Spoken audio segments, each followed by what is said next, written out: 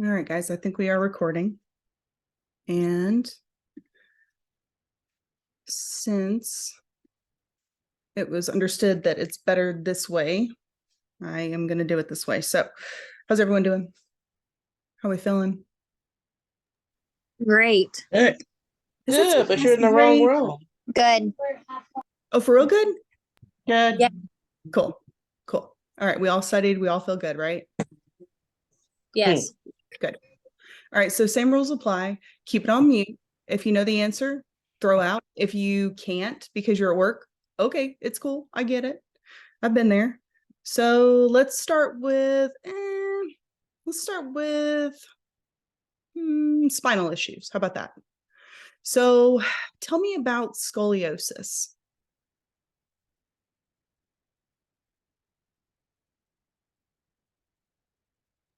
Curvature of the spine. Okay. Anything else?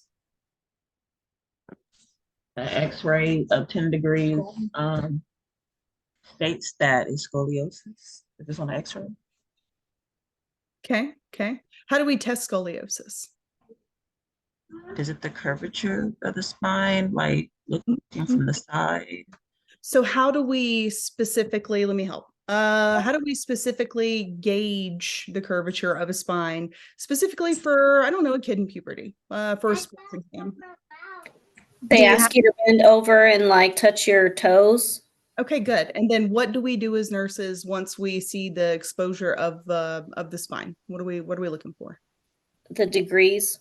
Very good. And then how would you be able to determine the degree of transition, if any? Okay.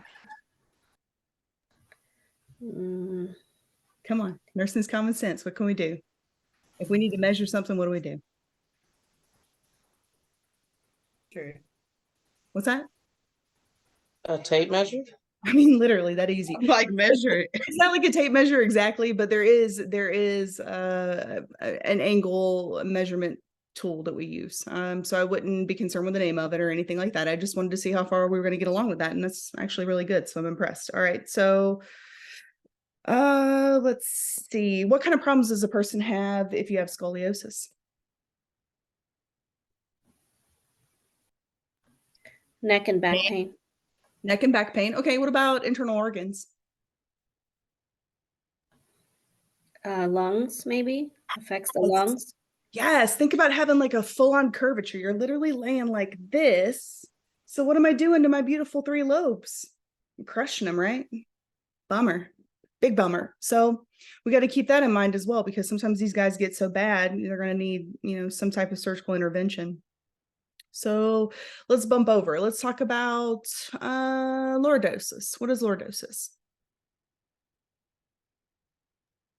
The inward curvature of your lumbar spine. The inward curvature of your lumbar spine. Okay, good, good. And what do we know about lordosis? Where's the problem going to be, and what is the presentation going to look like?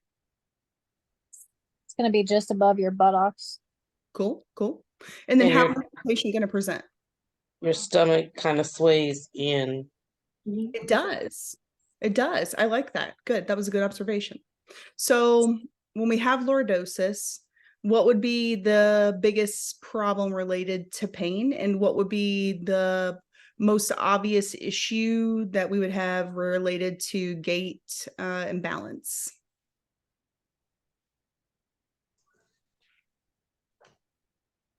Can you repeat that? Sorry.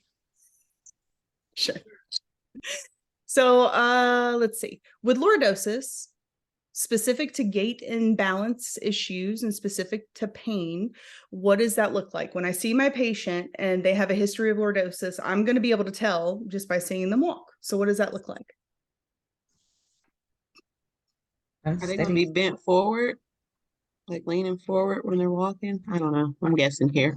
So think about if you were to Does their body like tilt to the side? It really does. All It's right, curves.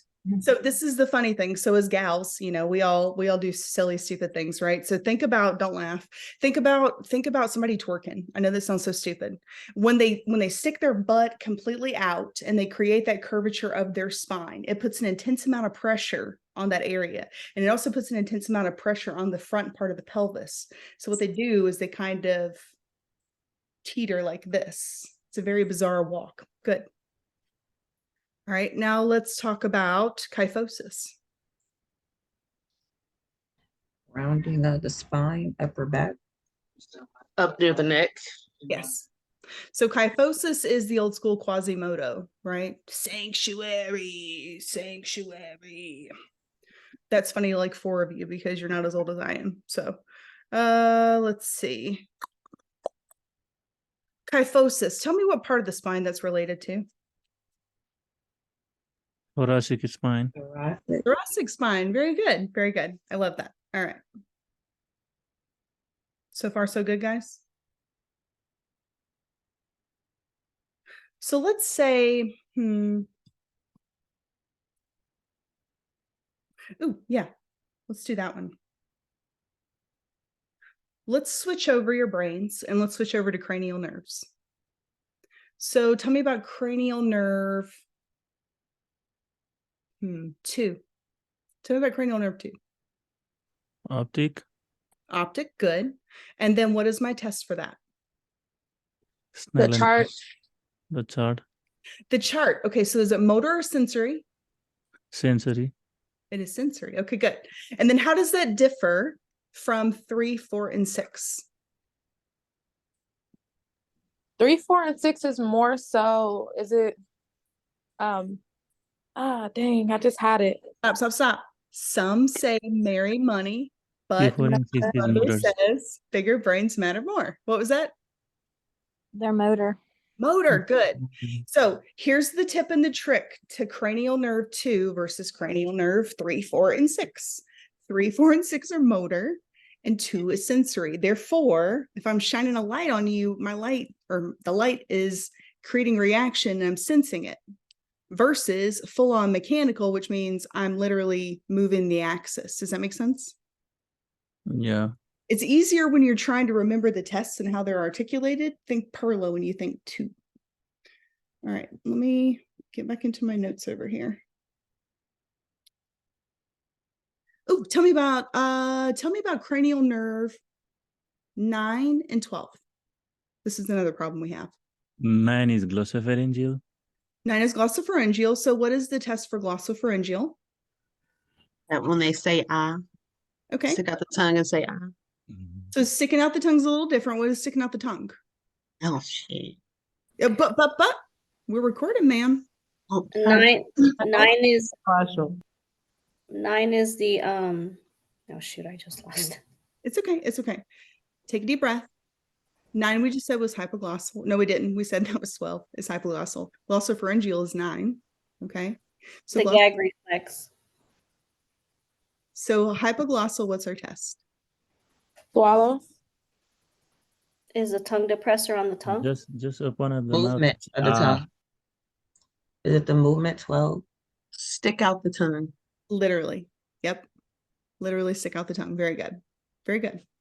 Don't freak out about the cranial nerves. Try to do them in sections. So the smart. Okay, so I'm sorry to interrupt. So, Oh. because you said hypoglossal, so is it the glossopharyngeal that you stick out your tongue, or the hypoglossal?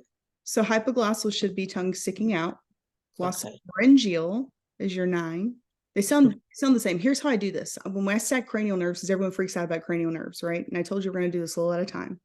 Do 3, 4, and 6 as one blanket right there, because they all have the same function.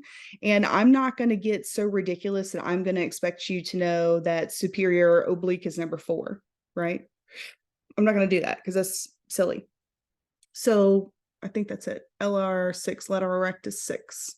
SR, yeah, that's right. So I'm not going to do that. What I will ask you is just to be able to tell me if it's motor, and then tell me that it's what kind of test for motor function for 3, 4, and 6. Sensory. What's our test name? What's the test that we do for 3, 4, and 6? Mm. Eye movement? Okay, how do we do that? What's the test called? That H, is that the one where you do the H? Six field of Up, Gait. down, over. 6 fields of gaze. Very good. But that's good. Yeah. So that would, yeah, that's an H. Yeah. I wouldn't call it the H test. I would call it the 6 field of gaze test. That would probably be best, just for technical terms. But yeah, it's the same concept. Tell me about cranial nerve 11. Accessory. Accessory. And when we talk about cranial nerve 11 and we say it's accessory, we go what? I don't know. Right? All your How friends. many arms? You got 2 of them because it's cranial nerve what? Your accessory. All right, cool. So good job. I think that's gonna be all we need to stress out about right this second. Let me look up my notes here. All right, so let's talk about gait and balance. This is gonna sound silly, but tell me about what normal gait and balance would be. What is the expectation of normal gait and balance? I'm swinging. Same stride. Okay. What is not normal? Unsteady gait. Forward leaning Forward. posture. Shuffling of feet. Steady. Shuffling of the feet.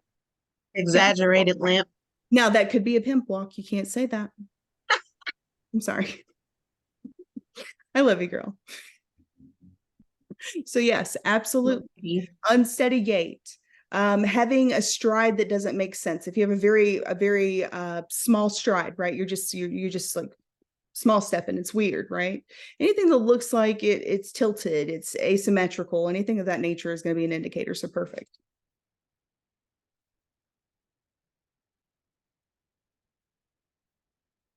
All right. Let's get into positions of the body. Okay. So if I swing my arm out like this, what is it called? Hyperextension. Is that Shoulder. This is not hyperextension. Is that abduction? Abduction. Abduction. I'm being taken by the aliens. Whoop. Just like that. Cool. All right, cool. And then if I do this, Abduction. Abduction. add my coins back where they belong. That's it. Good. Good. All right. So what is this type of rotation? Now this is tricky because you're seeing it from the opposite end, but it should Is still that a okay. flexion? Internal. So I'm going this way. And Internal. I am rotating internally. Good. And then what about now? external. External. I do a neck swing and now I'm cool. Cool. Good. And then give me a position. This is what versus this? That's Anterior versus Anterior. posterior. Posterior. Beautiful. Beautiful. Okay, good. Our momentum coming back up. We getting psyched out. We getting psyched up and ready to go. All right. Let me make it a scotch harder. Tell me what it's called if I put my hand behind my head. Tell me what that action is called. First off, is it internal or external? If I go from here, external. External. External. external rotation, is it abduction or adduction? Ab. Ooh, I've heard both. Who said Ab. abduction? Ab. Ab. It's Okay. abduction. Okay. And is it of what part of the body? Shoulder. Of the shoulder. So it is external rotation and abduction of the shoulder. Very good. I love that. Sorry, I'm scrolling.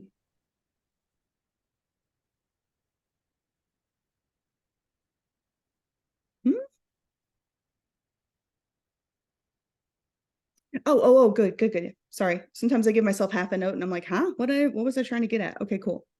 So tell me about if I were to lay down flat, which is called what? Supine. Okay. And I were laying on my back, which is supine. Oh, sorry. And then I kick my foot up into the air. Is that regular extension, or would that be considered hyperextension? Extension. Hyper. It's regular extension. Now, if I put it back behind your leg and I stuck your foot on the back of your head, and And did that's hyperextension. that is hyperextension. Yes. Yes. All right, cool. So what if I flipped you prone? What is prone? On your stomach. On your stomach. Okay. And what if you raise one leg on your stomach? What would that be called? What action is that called? Hyperextension. It is Hyperextension hyperextension. What? of the hip. Of the hip. You gotta hit mute. I'm sorry, I can't really hear. The It hip. is of the hip. Yep. Give me just a second. Let's get this TV off. Okay, cool. I think we're good. So say it one more time. We're prone, which means we're on our belly, and I'm having you kick your leg up. So that is hyperextension of what body part? The hip. Hip. Yep. The hip. Good job.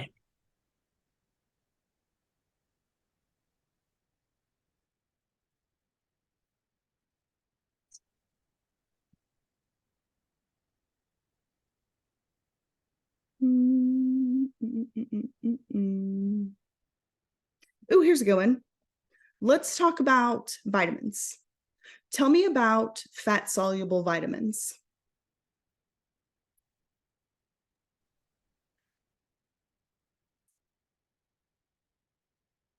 Really, crickets? Come on, fat soluble vitamins. There's 4 of them. A, D, E, and K. A, D, E, and K. I love that. Tell me what you know about fat soluble vitamins.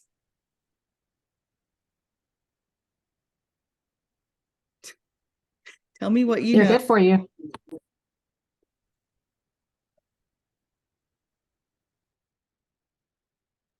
Just kidding. I love you. Yes, they are good for you. Sure. So fat soluble implies that they are what? Remember, common sense nursing. Come on, guys. We got this. We got this. Stored in your fat. Oh my gosh, that's amazing. So if it's stored in your fat versus if it's stored in just water, like water soluble vitamins, right? What's the bigger risk with a fat soluble vitamin? Getting taken too much in. Taking too much in, getting toxicity. That's wonderful. Perfect. So if it's not A, D, E, or K, then by default, it's what type of vitamin? Water. Literally. Soluble. It's literally water soluble. Okay. So A, D, E, and K, fat, right? Scary for toxicity. Water vitamins, everything else other than A, D, E, and K, basically. And That'll be B. you're just going Would be to vitamin B. So A, D is in dog, E and K, adic, or whatever other word you want to make with that, I suppose. What word can you make with that? Oh God, now my head's stuck in that. Somebody help me before I get stuck in that rabbit hole. Please, quickly. Oh my God, no. Now you got me on a Scrabble board. Keta. Oh, Keta. I don't know what it is, but it's not a dick. Keta. I'm going to need for you, ma'am, to understand that we are recording and that. I didn't say what I said. I spelled the word. Okay, that's fine. That's fair. Yeah. I didn't say what you thought I So said. let's regroup, friends. Let's regroup. My glasses are getting foggy. It's getting weird. Let's regroup. Okay. So A, D, E, and K, fat soluble vitamins. Therefore, anything else that is not fat soluble is by default water soluble. So what's the trade-off with water soluble vitamins? What's the problem with them?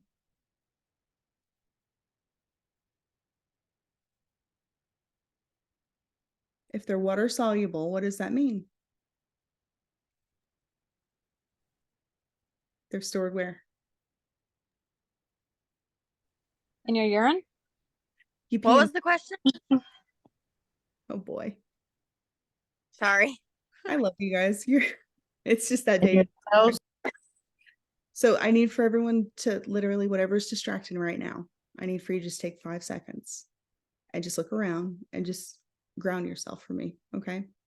It's 9:34 and I can hear things jumping around upstairs. So give me just a second. Let's get through this and then we'll play afterwards. I swear.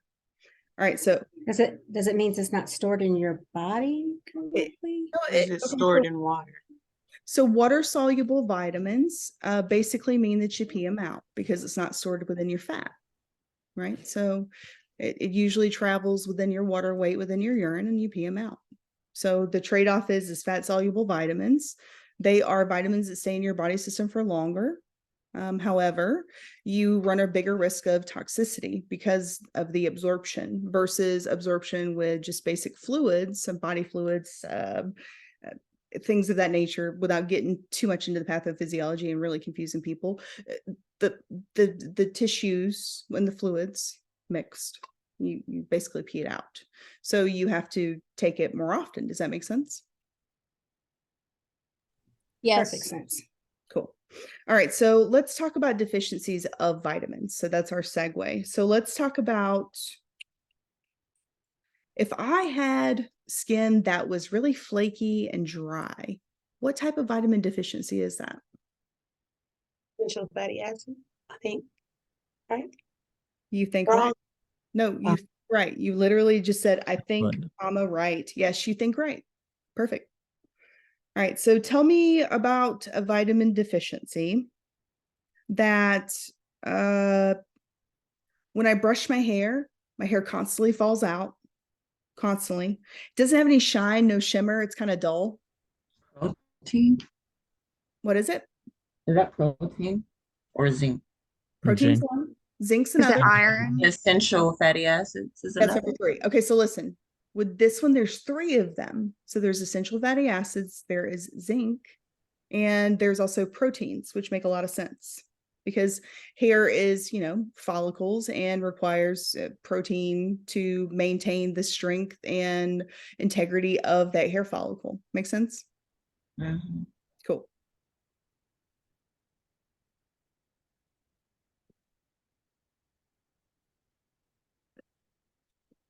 Tell me about BMI. Body mass index. Weight to height ratio. Weight to height ratio. I like that. Okay. Why is BMI important? To determine if with your height and weight, if you're overweight or you're underweight. What's considered underweight? What percentage? Under 18. 18.5. Under 25 is considered underweight. Under 18 is considered extremely underweight. Does that make sense? That's like critical. Okay. And then tell me what, I don't need for you to get into the obese, morbidly obese, moderately morbidly obese, like it gets into weird sections. I just need for you to understand that our goal of a BMI is what? Between what and what? Relatively roughly. 18 to 24. 18 to 24 is cool.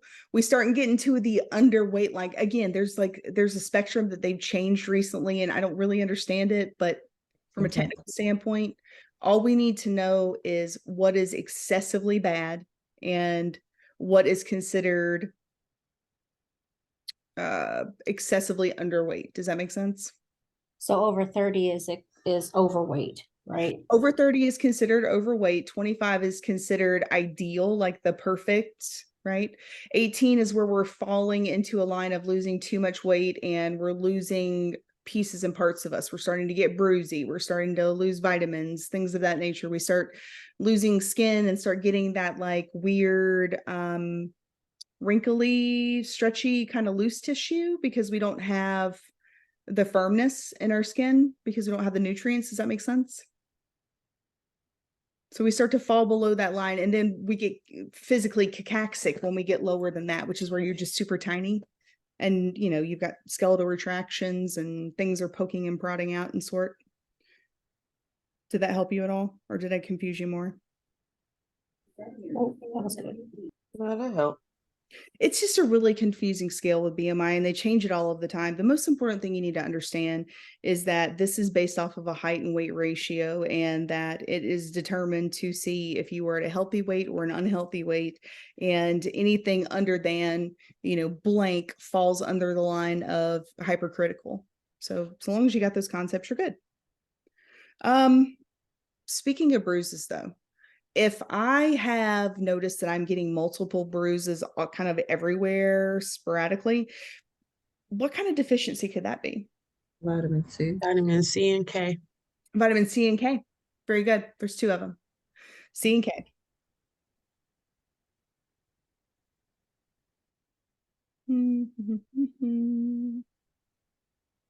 Now, in the great wide world of how we do assessment, how do we do the order of assessment normally? Head Inspect. to toe. Inspection, Palpate, percuss, auscultate. cool. auscultation. Okay. There's one, literally one way that we would not do it in that order. And what is that exception? Abdominal. Abdominal. The abdominal, what does that look like? What is the order of that? Inspection, auscultation, and palpation. Very cool. Do we ever percuss? No. No. No. Good. Very good.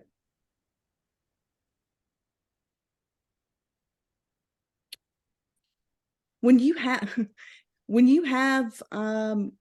were doing this order of operations for the abdomen, how do you have the patient lying at that time?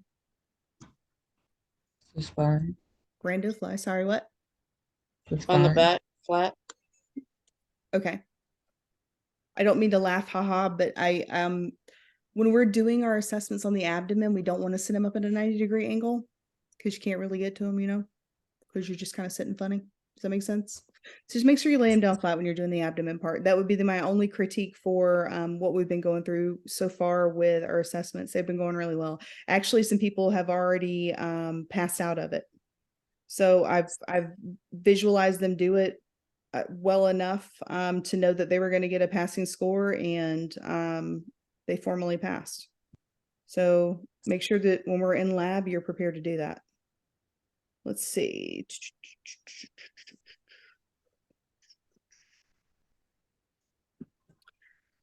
Tell me about bowel sounds. You gotta listen to them for a Yeah. whole.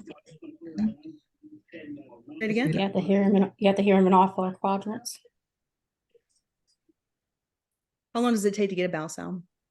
5 minutes. Up to 5 minutes. You might wait 3 minutes. You might wait 4 minutes. You got until the 5-minute mark. And at that point, if I don't hear a bowel sound in one quadrant after that 5 minutes, what do I do? Listen to all 4 quadrants. What have I effectively done if I do that? You need to notify the doctor. Why? Because he could have an obstruction. Because they could have an obstruction. They could have an ischemic bowel. I don't have 20 minutes with an ischemic bowel. That's kind of an emergent situation. I've got to open them up on the fly. And that's going to be really hectic when I do, because an ischemic bowel means my intestines are dead because there was a lack of oxygen. And if we have established that one quadrant isn't working, that's enough for us to be like, all right, cool. Does that make sense?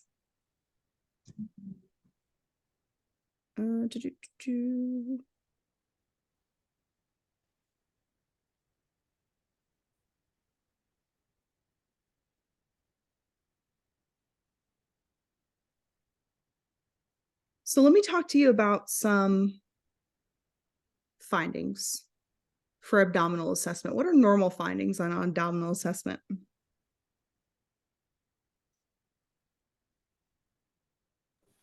Bowel sounds Abdomen tiny, soft. soft and non-distended. Okay. Soft and non-distended. What else? Surface characteristics should be smooth. Characteristics should be smooth. Okay, good. What if I had really long varicosities on my abdomen that kind of swirled about and protruded? That Medusa thing you're talking about in your Yes. We love Medusa. Look, check it. Ta-ting. It's what we do in my home. So yes, it's called caput medusa or caput medusae or caput medusa if you want to be funny, haha. But yeah, absolutely. And is that a normal finding or an abnormal finding? Abnormal. Absolutely. You bet. So, what if I had a taut abdomen? That means it's very tight. Yes, which means normal, abnormal. Abnormal. That's abnormal. Very good. What about silver striae? It's normal. Normal? What is silver? Normal. Tell me what silver striae really means.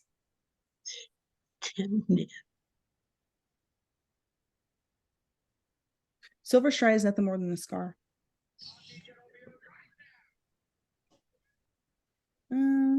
Nice marks.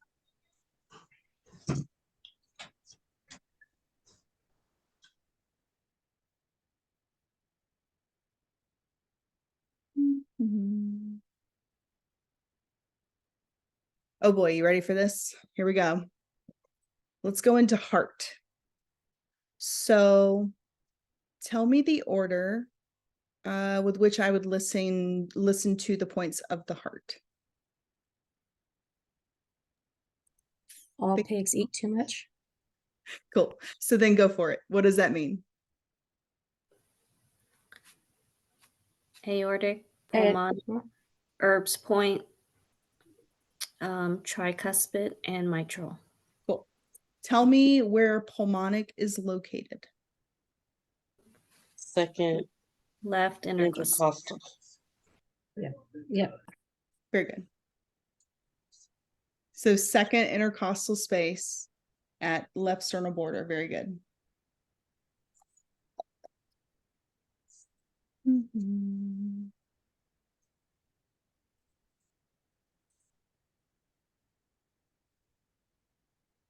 So if we have a raspy whooshing sound while I'm listening to the heart, what is that indicative of?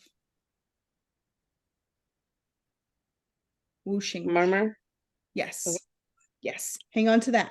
Now, if it is a whooshing, splooshing, machine blowing sound, or whatever you want to do, and it's just after S2 versus S1, what kind of murmur is that?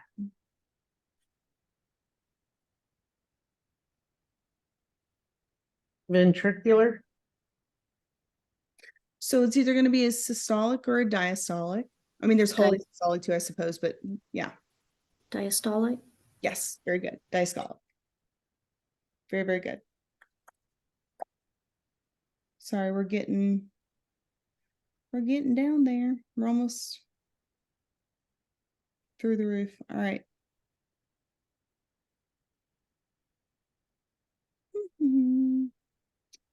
Tell me about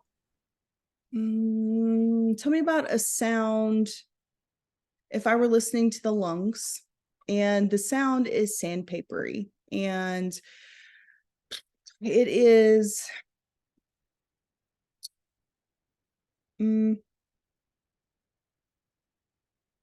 it's also in the heart, very sandpapery, very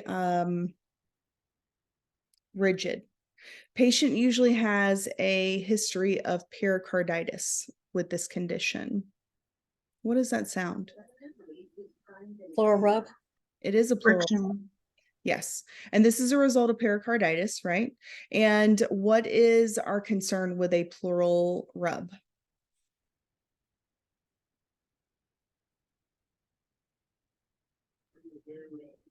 That it wear down. Yeah, I mean, we're talking about some serious areas in this point. We're talking about like pulmonary semilunar valves. That's kind of a huge deal. So we want to make sure that we're not interrogating an area that's going to cause massive amounts of destruction. So pleural rubs are always, to me, a pleural rub is just as scary as stridor to the lungs. Does that make sense? So that would be an absolute emergency. If we hear that, we need to notify a physician immediately.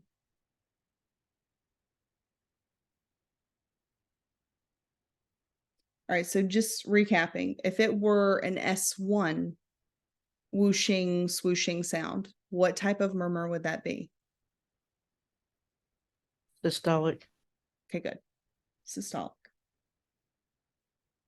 Ooh, tell me where aortic is located.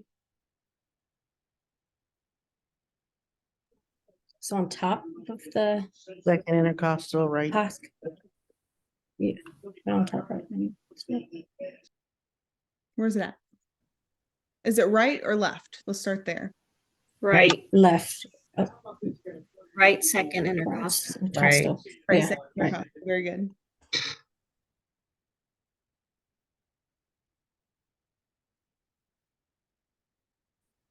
Okay. So I'm listening to a heart, and as I'm listening to a heart, I hear what sounds like Tennessee. I'm no good at that, but they're basically, it sounds like Tennessee, but it's got a weird vibe to it. So what would be that sound that when I hear it, it literally sounds like the word Tennessee?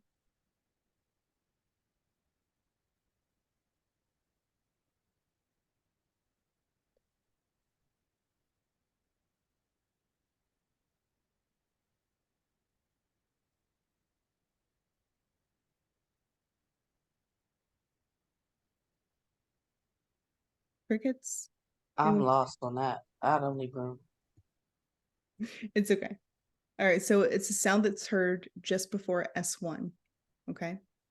And what happens is it's an extra sound, and you hear the physical word Tennessee. It sounds like it when you listen to them. That is a different type of heart sound. That is a heart sound we would not expect. Does anybody know what type it is? Is it S4? It's an S4. It's an S4. Very good. All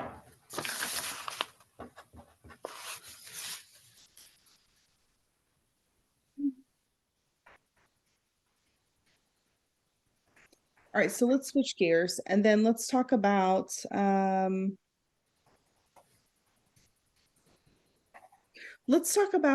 because we got into just a hair bit of female reproduction, just barely.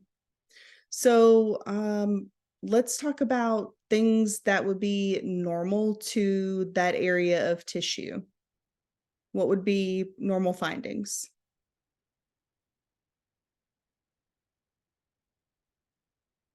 Moist pink. Cool. Non-swollen, not tender. Cool. What would be an abnormal finding? Dry, bleeding. Swollen. Would bleeding Lesions necessarily be on the outside area. Yes, well, because if they're dry, sometimes you might get a little.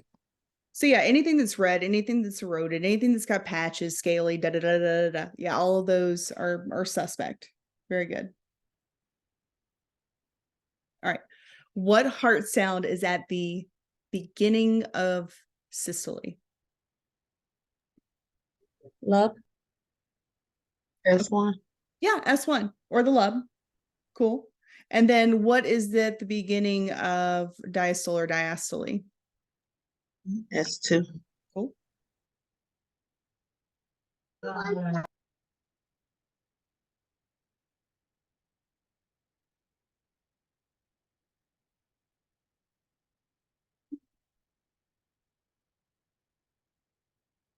Now, if you have a murmur and you hear the whooshing, blooshing sound, and you hear it, and it is both at S1 and S2 equally audible, what would that type of murmur be called? Continuous.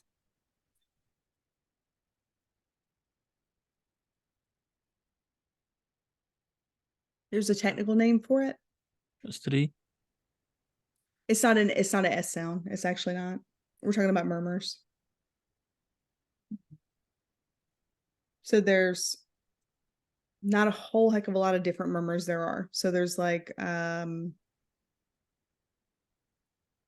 systolic murmurs, diastolic murmurs, holysystolic murmurs, ejection murmurs, I suppose.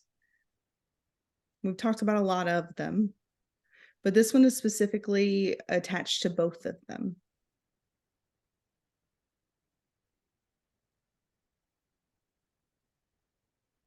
So this would be considered a holysystolic murmur. For sure.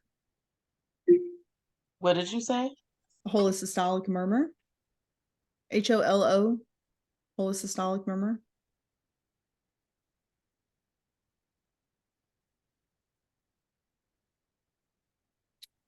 Tell me about the Is that almost like a, I think, isn't that like a regurgitation? So mitral valve regurgitation is a little bit different than a holosystolic murmur, although you could battle out a lot of similarities.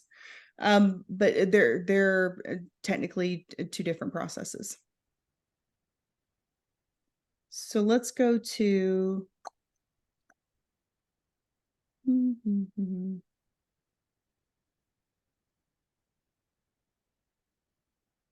the world just happened? Tell me about carotid pulses. What do you know about them? Where are they located? Neck. Okay, cool. And how many are there? 2. On each side or on one? Each side. Okay, cool. And then what are they called?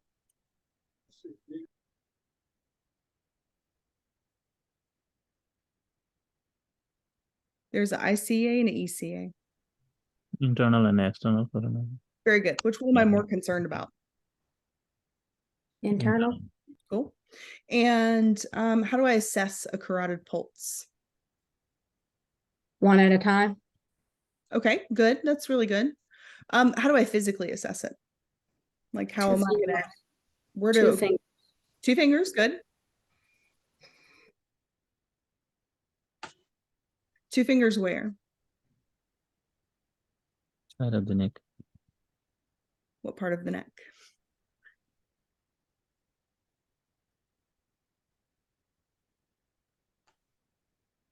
Is it right under the ear, kind of?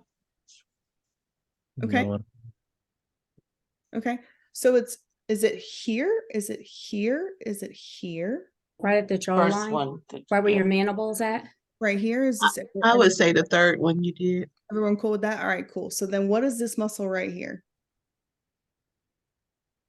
It's the Goldberg muscle. Anybody used to watch wrestling? No. Okay, cool. Yeah, me neither. So there was not a guy named Goldberg who had huge muscles right here on his neck, and they were called sternocleidomastoid muscles. So what you do is you get 2 fingers, put it in between that and the sternocleidomastoid, and you got your carotid. Okay. Remember, this exam is all about parts and positions. So keeping an eye on parts and positions is going to be very important. Let's do anatomical positions. What is the area behind the knee called? You guys always forget that one. Popliteal. Popliteal. Cool. Tell me where is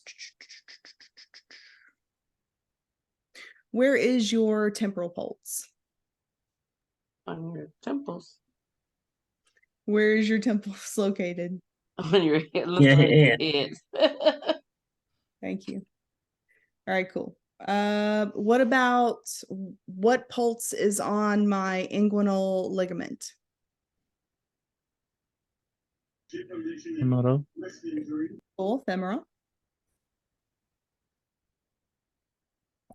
What is the top part of my foot when I'm checking pulses? What's that? Pedal pulse. Pedal pulse. Pedal pulse. And then what is it just below my ankle in the back where my Achilles is, kind of? Tibial. What about tibial? What type? Posterior. Posterior tip. Very Dorsal, posterior tibialis. posterior tip. Very good.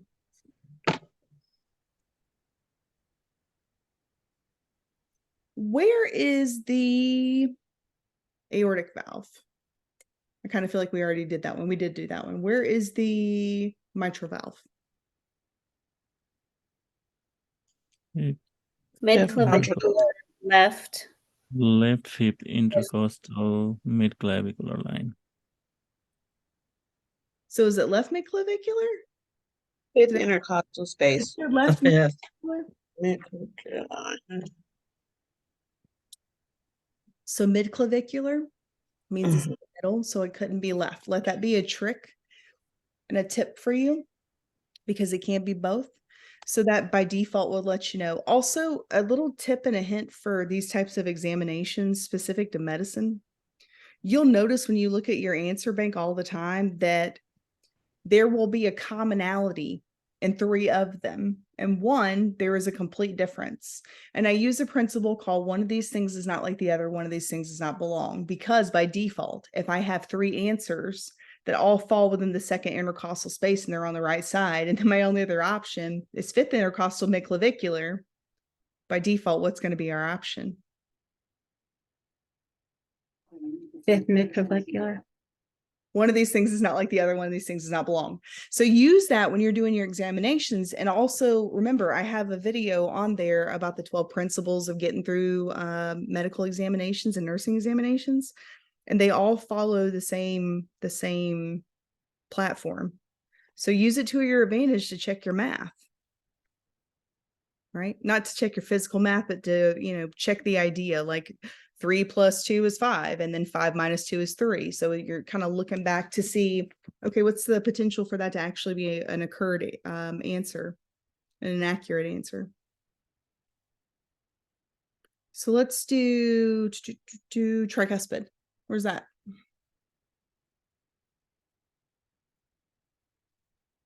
The 4th intercostal space, the left of the sternal That is border. accurate.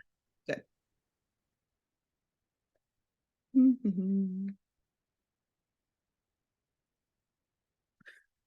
So another one on the subject of the heart, let's talk about peripheral artery disease.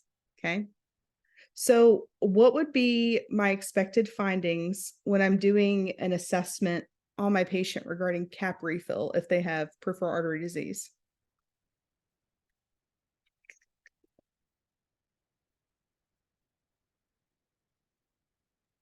What about the cap refill?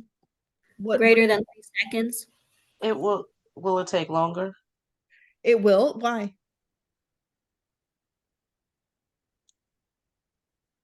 Because the return flow is bad. It's not returning quick enough, so it's not going to be able to perfuse quick enough. Yeah. I also think if I had an option to feed my body and my brain, or to feed, my arms and my legs, it's going to go to the core, right? If I have an option to feed one or the other, it's going to go to the central location that's going to keep me alive. So therefore, I'm going to have really crappy, if I have peripheral artery disease, that means I'm not going to have good enough blood flow. So all those little capillaries that need to be fed aren't going to get fed as well. So I'm going to have a sluggish cap refill. Very good. Makes sense? You guys are very quiet. When you're very quiet, I never quite know if I'm making any sense to everybody, which is why I always. You're making sense. What's the matter? You guys over it? No, I need to review. I'm not over it. Okay.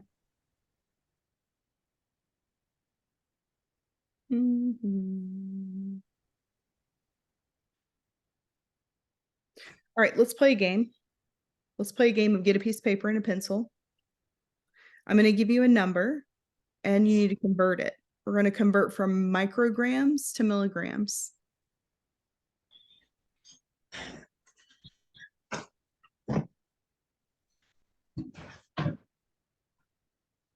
You ready? Let's see. We are going to round to the nearest tenth. And your number is 2.794. 2.8.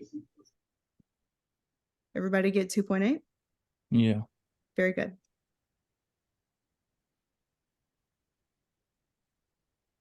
Now let's go into kidneys for just a moment. When kidney disease gets past a certain percentage on your overall glomerular filtration rate, right, which is something you guys have not heard of before, so don't freak out. And GFR? I'm sorry? It's the GFR? Yeah, when your GFR goes well below the percentage it needs to go to be fully functional, and we get into the end stage of renal disease, what is going to be inevitable for this patient? Kidney failure. Kidney failure. And what am I going to eventually require this patient to have? Dialysis.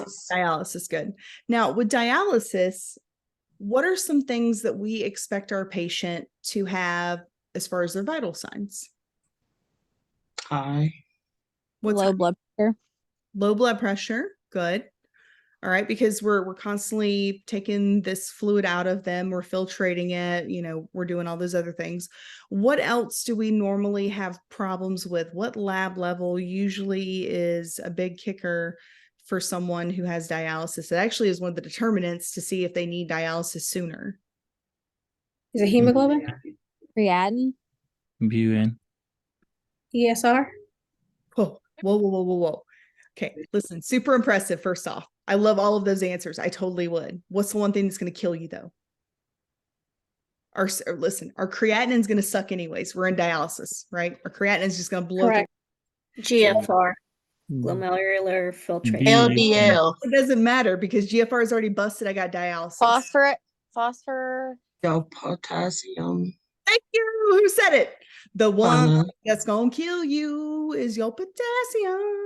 All right. Is it abnormally high or is it abnormally low? This is prior to dialysis. It's high. It's low. It's high. Your potassium is insanely high when you have not had dialysis. Most people who get into the 7 range of their potassium being that high are hardcore dialysis patients. And I have to physically beg them. I'm like, dude, you're going to die soon. Like, I need for you to go through dialysis. Because these guys, remember, they have abnormally high potassium levels. And as soon as they're dialyzed, life is peachy. So good. Remember that concept. There are other things that are far important. Sure. But remember, potassium is going to kill you. And this is about exams regarding things that are going to kill you. Okay.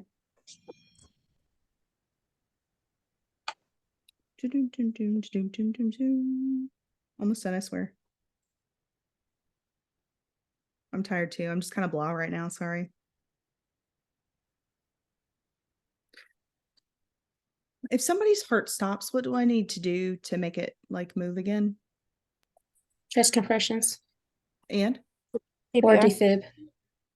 Or a defib. Cool. Tell me what a defibrillator is called. Was that the AEP? The AP. Yes. I'm not going to ask you what it means. It's fine. If you want to look it up, you can. No big deal. I'm not going to make you know.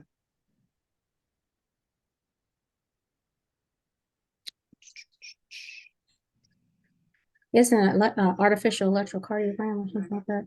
I really. I love you. I miss you. All right. Let's see here. If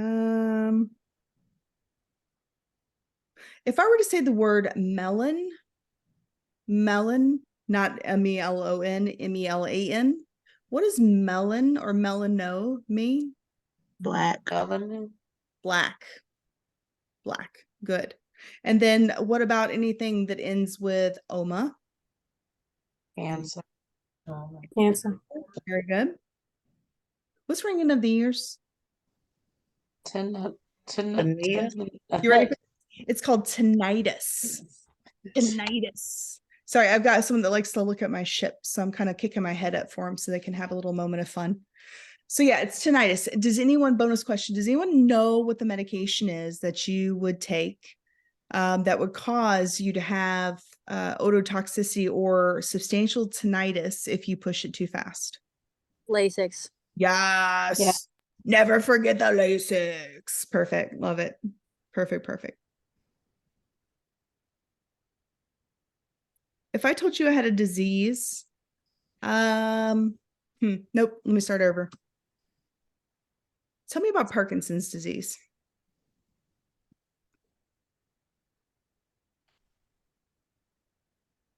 Neurological, isn't it? Oh, most certainly. Yeah, for sure. Tell me more about that. Makes you shake. Okay. Is it better to just get them up in the morning while they're shaking? How would we manage their day better for them first thing in the morning? Don't you have them get up and just stand for a moment to move their legs in place so they can get going? Marching in place. Yes, give them extra time. Sit them up, give them a couple of minutes to just get used to being sat up, and then have them march in place. And what that does is it triggers remote memory, kind of like a 1, a 2, a 3, a 4, right? That's why soldiers march, because you just kind of do it in autopilot. And then what it does is it conditions your system to then be able to move forward. Very good. What is the deficiency? Anybody know? Bonus question. Or the medication that you take? Either way, it says the same thing. Is it dopamine, or am I getting that with It's Barbato levodopa is what you normally take. Yeah, for sure. Good job. Good job. Good job. All right, guys, how we feeling?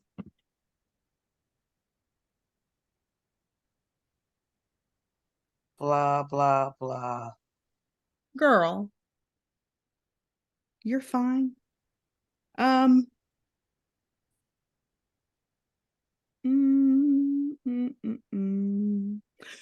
me the kind of medication I would take if I were having chronic asthma.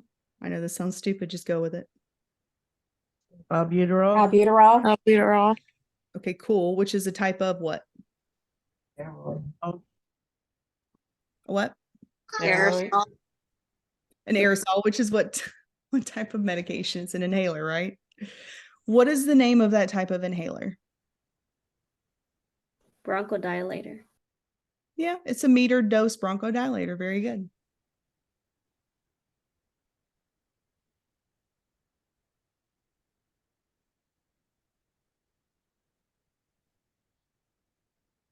Where do I find the point of maximal impulse?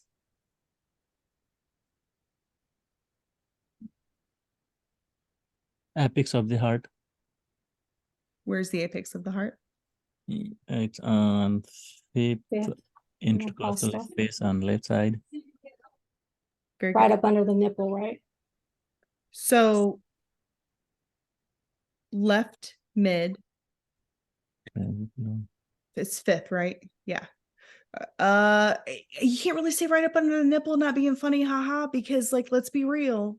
I'm not being funny, haha, but it depends on your size. It depends on your breast size and shape, versus, your physical size and weight. So while if they were textbook, that would be an accurate statement. You got to remember there's a lot of deviation. Okay, so should I say it's in line, the same line area as the nipple, or no? I'm just thinking about like on a male, like when you come down and count like the fifth area and you look at it, it's like usually right up under that area, right? It usually is, yeah. But just remember, they don't care about under the nipple. That's not going to be a part of it. All they want you to know is physical location and what number it identifies with.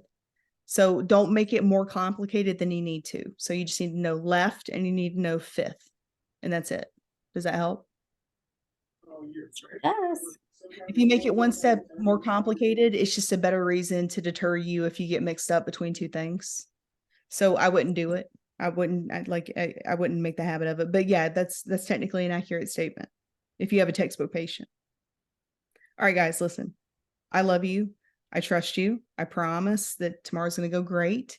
The door will be locked and we will all be standing in line to get into the door. Cool, whatever. Sorry. I will have some type of switcheroony system. Phones, everything needs to be in the book bag. And then I'm going to do a quick once over and we're going to get into it and it's going to be fine. Okay. You guys are ready for this and it's going to go well. And I'm proud of you all. You've worked very hard this week and I'm excited to see you tomorrow. Do you have questions? No. Chanel, go to bed, baby girl. I love you. Just go to bed. Just go to bed. All of you go to bed. It's going to be great tomorrow. Okay. Night. Good night. I'll stay over if you have any questions. Otherwise, good night, guys. Good night. Night. Good night. Thank you. Night. Bye. Bye-bye. I do have a question for you though. Yeah, that's fine. Give me just a second. Let me turn off the recording.